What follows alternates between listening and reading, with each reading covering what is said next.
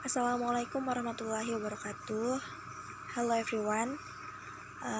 We are group 9. We'll present about words to sentence. First, I want to introduce myself.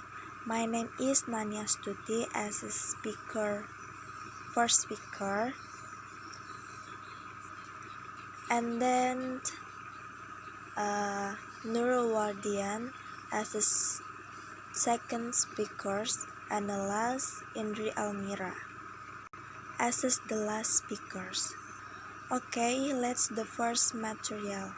The first material about what type, the meaning of the words to sentence. Words to sentence, that means analyzing every word in the sentence. In the sentence, we have to determine some more specific things like agent, patient, instruments, goals, etc. But every one country has different language and different language structure, technically called fluency. The intention of agent, patients, goals, etc. of the same type is useful not only to analyze verbs, but also to bring out hidden difference between language. In this section, I will explain the comparison of English sentence with Japanese. You can see on the fourth example, the boy dried his hair with a hair dryer. The boy as agent, then his hair as his patient, and the last a hair dryer as an instrument. These are language very different meaning and different language structure. Although boys agents can be manifest as subject in both English and Japanese, it is not possible for a hair dryer or instrument to be subject to kawas, hair dryer in Japanese. So, what matters is not whether the subject is human or, in Japanese, say inanimate object, but whether it is a tool or not. English can have instrument as well as agent or patient, but Japanese does not allow instrument as subject. That's the difference between this language or structure technical in language.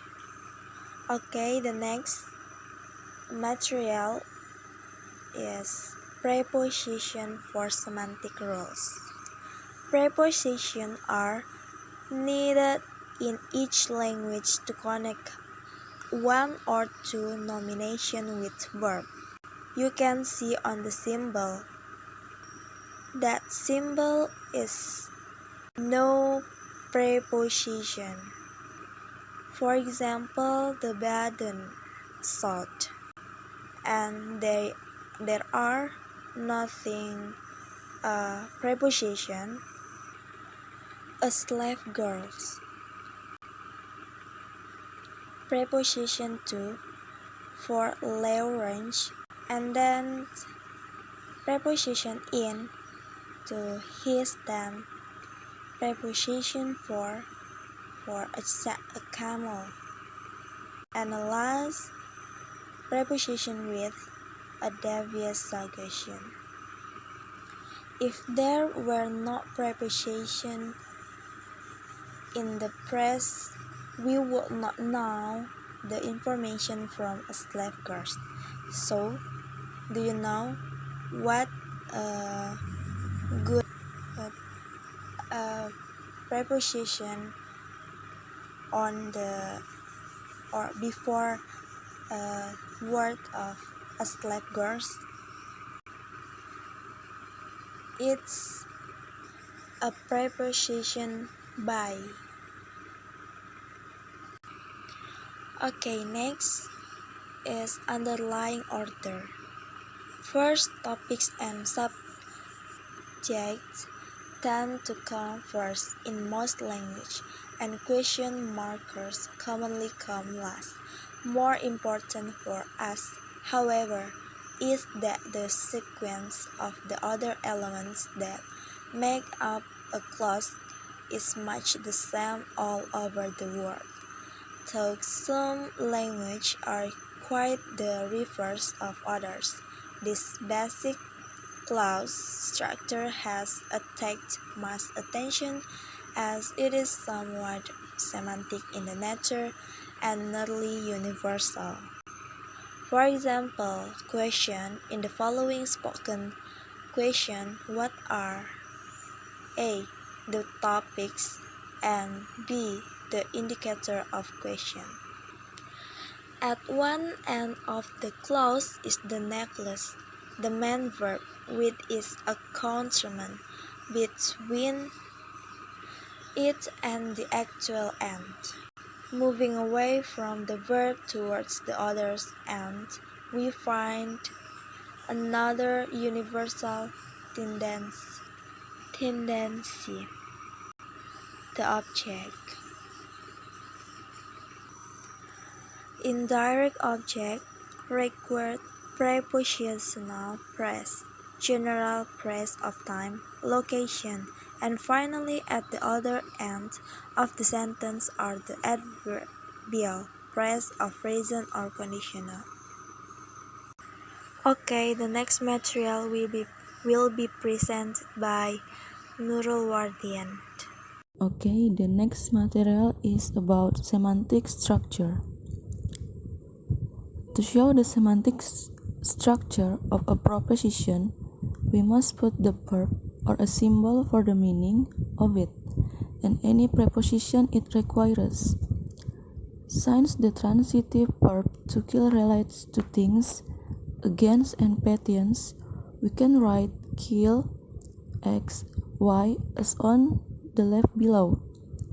The order of x before y is important because kill, y, x means quite a different thing. Our cat killed a mouse has meaning quite different from a mouse killed our cat.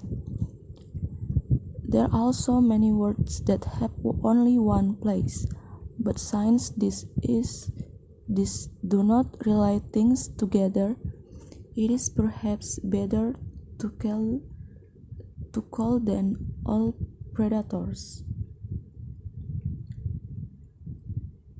The next is if sentences are real, when are they complete? The notion of a complete sentence, English grammar, based on this notion of having all the required place valid. Expect that English teachers tend to be fussy about what one can pick up from context to supply a filler. At the end of a sentence, each pronoun and its place, precisely unfiled, needs to have something to refer to. The end of a sentence is thus an indicator to addresses that they should fill up all semantics goes from the content before going on.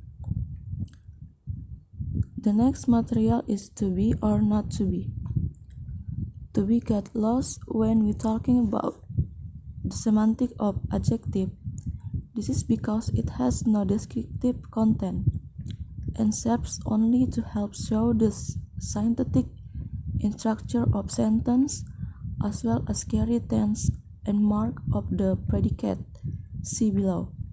Indeed, it is not used with adjective in many languages if it is not needed to carry tenses. For example, one place, intransitive, X is a boy, X is a doctor, X is a question.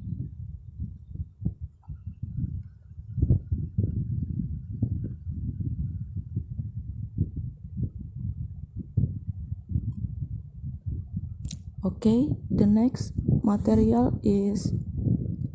will be presented by Indri Almira.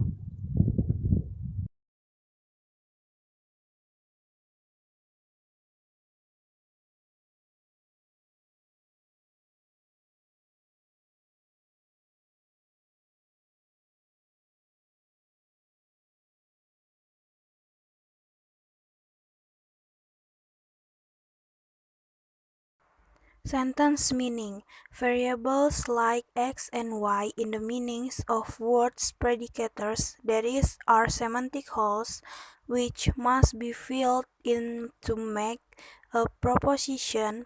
So when words combine to make a complete sentence, all the variables should disappear. For example, a boy killed a snake. It is clear how to diagram this meaning, as y is a snake must have the same structure of meaning as x is a boy, and we already know how to handle x is a boy and x kills y. These three separate parts are conjoined together. When all the x's are connected together, we add a special symbol E from logic, a backward E meaning there is or there exists, to show that the hole it stood for is filled in. The simple way the diagrams above can be represented in usual logical notation is translated symbol by symbol into English as there is something call it X and there is another thing call it Y, such that X is a boy, X kills Y, and Y is a snake. Symbolic logic also commonly used an upside down A for a quantifier to translate every X or for any X. It is equivalent, however.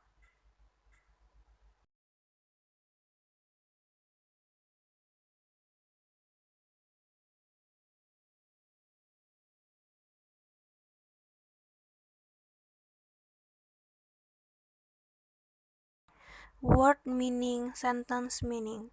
The meaning of a word can be given adequately only when it is provided with variables in a sentence frame showing what places need to be filled before it can make a predication that could be true or false. These variables are needed to show how those other things relate to each other in its meaning. For example, parent and child express the same meaning with the variable reversed. X is Y parent has a meaning par X Y, while X is Y child is par YX. For English, as for most language, we can shorten a full sentence frame to a verbal frame, as in this example where X is reserved for the subject filler. To marry Y, to look at Y, to depend on Y, to look Y up, to be independent of Y, to look in on Y. Many English verbs further allow particular fillers, always general concept, to be left unexpressed, as in the second two example. He eats well, he eats good food, or he eats food well. He is writing now, he is writing something now. He is writes often, he writes letter often. He is drinking too much, he is drinking too much alcohol. A preposition then is the predication of some predicator such as a verb or a predicative, noun, or adjective which has all its place will.